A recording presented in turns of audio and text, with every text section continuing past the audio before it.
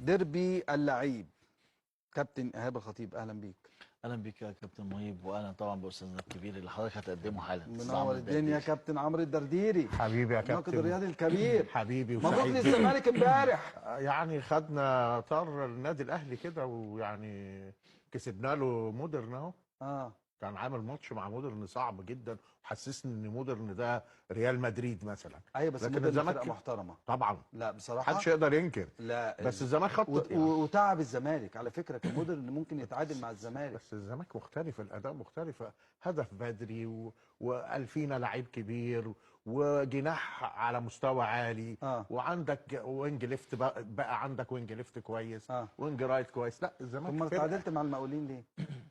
ما كانوش بيلعبوا، ويبدو بس ان الامر مختلف. ما كانش لا وينج ليفت ولا وينج رايت. لعبت شوط اول بدون وينج ليفت ووينج رايت يا استاذ مهيب. غلطه المدرب. عايزين بس نعزل كابتن محمد الشناوي في وفاه والده. الله يرحمه. ثانيا الامر مختلط على الاستاذ عمرو الدرديري، لان هو تقريبا معتقد ان مودرن كسب الاهلي.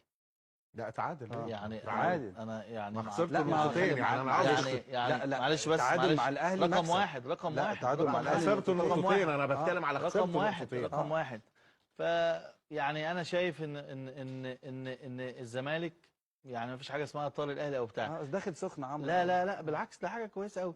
انا اهم حاجه الزمالك ياخد طار نفسه، يبقى يعرف ياخد طار نفسه. فين نفسه في ايه؟ طيب فاهمني؟ احنا لسه في الاسبوع الثالث. ايوه ترجع بقى مكانك الطبيعي المركز الثاني وتظبط الدنيا، لان خلي بالك المنافسه لا مكاننا الطبيعي المركز الاول. المنافسه السنه دي مكاننا الطبيعي المركز انت بقالك 3 سنين ما شفتش المركز الثاني. شوف الاول سلمه تطلع سلمه. لا مهم يعني احنا بنطلع على طول سلمه. المنافسه السنه دي انا بقول لك هتبقى يا كابتن مهيب بين الاهلي والزمالك. وده حاجه جميله. بقول لك وده حاجه جميله. ويرجع الزمالك لمكانه الطبيعي. تمام.